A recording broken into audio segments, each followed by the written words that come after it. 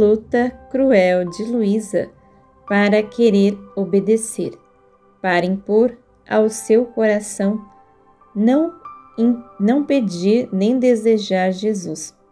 É impossível separar de Jesus quem agora se identifica com ele. O confessor prova que é verdadeiramente Jesus e não o diabo. A obediência, um terrível guerreiro. Era tudo para Jesus. Seu ofício é dar a morte para dar a vida, sacrificar para dar a vitória. 1º de setembro de 1899. Vindo o confessor, perguntou-me se tinha cumprido a obediência, e tendo-lhe dito o que tinha acontecido, renovou a obediência, de que não devia absolutamente falar com Jesus, meu primeiro e único consolo, e que devia despedi-lo se viesse. E eis que, havendo entendido que a obediência que me era dada era verdadeira, em meu interior disse: o fiat voluntas tua, também nisto, mas, quanto me custa e que cruel martírio!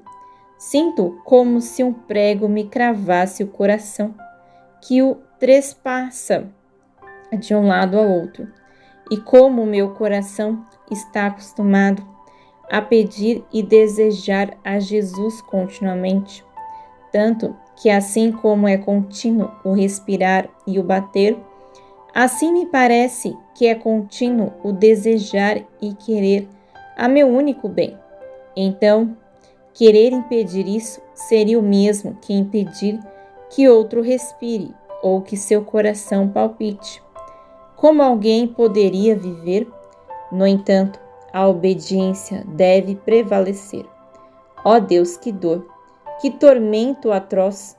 Como impedir que o coração suplique sua própria vida? Como detê-lo? A vontade se punha com toda a sua força a freá-lo, mas como se necessitava contínua e grande vigilância. De vez em quando se cansava e desanimava. O coração se insurgia e pedia por Jesus. A vontade, dando-se conta disto, se punha com maior força a freá-lo, mas era vencida frequentemente, pelo que me parecia que fazia contínuos atos de desobediência. Em que contrastes, que guerra sangrenta, que agonias mortais sofria meu pobre coração! Encontrava-me em tais estreitezas e em tais sofrimentos que acreditava que a vida iria embora. Não obstante isto, teria sido um consolo para mim se pudesse morrer, mas não. O que era pior é que sim, sentia dores de morte, mas sem poder morrer.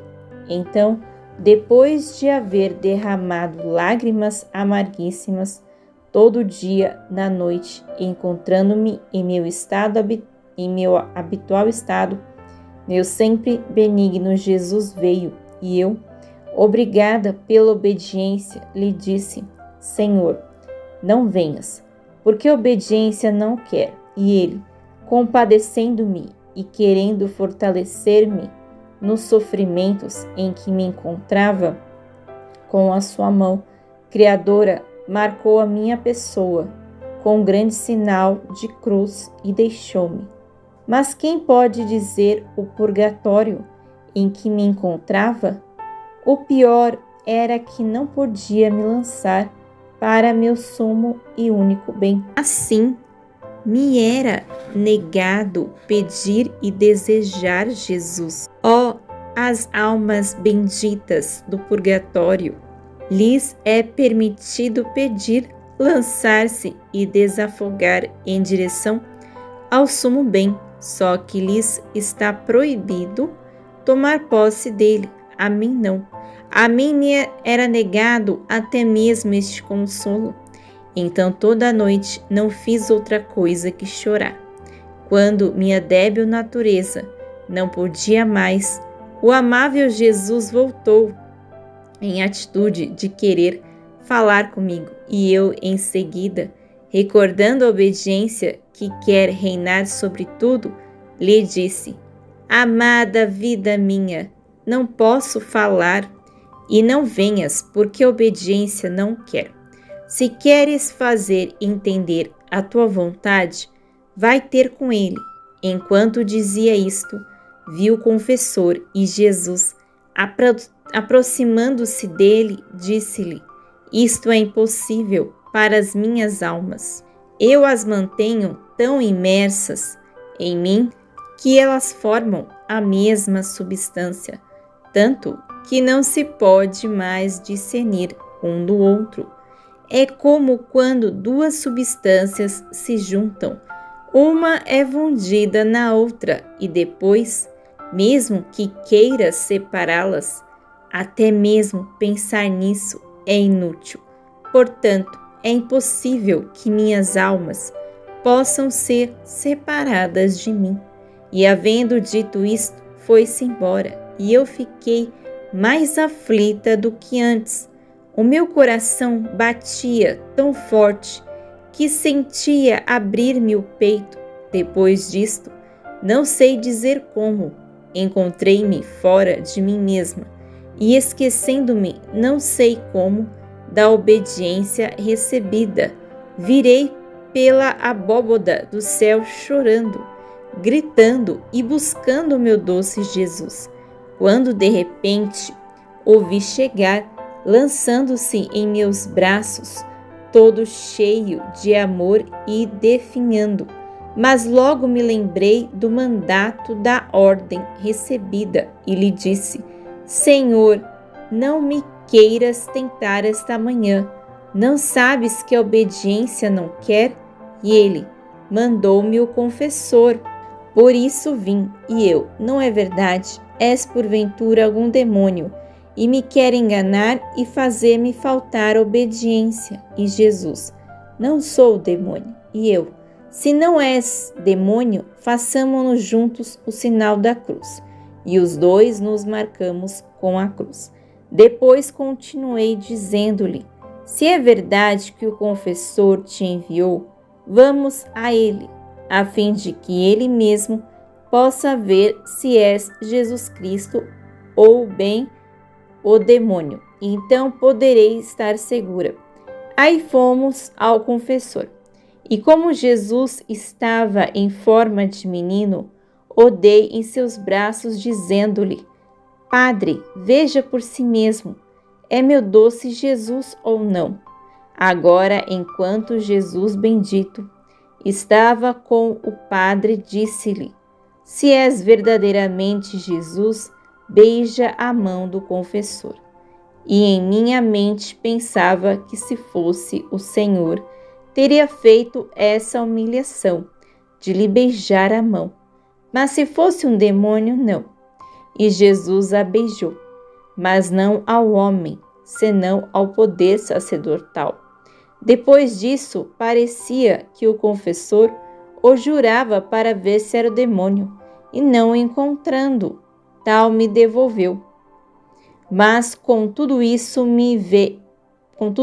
meu pobre coração não podia gozar os abraços do meu amado Jesus, porque a obediência o tinha como atado, impedido, muito mais porque ainda não havia nenhuma ordem contrária.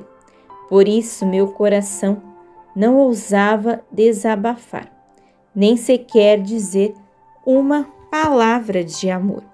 Ó santa obediência, como és forte e poderosa! Eu te vejo nestes dias de martírio diante de mim como um guerreiro potentíssimo, armado da cabeça aos pés, com espadas, flechas, cheio de todos aqueles instrumentos aptos para ferir. E quando vê que meu pobre coração, cansado e abatido, quer consolar-se buscando seu refrigério, sua vida, o centro para o qual, como um imã, se sente atrair, Tu, olhando-me com 1000 olhos por toda parte, me golpeias com feridas mortais. Ah, tenha piedade de mim, e não seja tão cruel comigo. Mas, enquanto digo isto, a voz do meu adorável Jesus faz-se ouvir nos meus ouvidos e diz: a obediência foi tudo para mim, e quero que a obediência seja tudo para ti. A obediência me fez nascer, a obediência me fez morrer. As chagas que tenho em meu corpo são feridas e marcas que me fez a obediência. Com razão disse que é um guerreiro potentíssimo, armado com toda classe de armas, aptas para ferir, porque em mim não me deixou sequer uma gota de sangue. Me arrancou as carnes, me deslocou os ossos, e meu pobre coração, destroçado, sangrante, ia buscando alívio de quem tivesse compaixão de mim. A obediência, então, tornando-se para mim mais do que um cruel tirano, só se contentou quando me sacrificou na cruz e me viu expirar vítima por seu amor. E por que isso? Porque o ofício deste potentíssimo guerreiro é sacrificar almas. Por isso não faz outra coisa que mover guerra feroz a quem não se sacrifica totalmente por ela. Por isso não se importa se a alma sofre ou goza, se vive ou morre. Seus olhos estão atentos para ver se ela vence, que das outras coisas não se incomoda. Por isso o nome deste guerreiro é Vitória, porque concede todas as vitórias à alma obediente. E quando parece que esta morre, então começa a verdadeira vida. E o que não me deu obediência, por meio dela venci a morte, derrotei o inferno, desamarrei o homem acorrentado, abri o céu e, como um rei vitorioso, tomei posse do meu reino, não só para mim, mas para todos os meus filhos, que teriam se beneficiado da minha redenção. Assim, é verdade que me custou a vida, mas a palavra obediência me soa doce ao ouvido e por isso amo tanto as almas que são obedientes. Volto a falar de onde deixei. Depois de um pouco veio o confessor e, tendo-lhe dito tudo o que disse acima, renovou-me obediência de continuar da mesma maneira.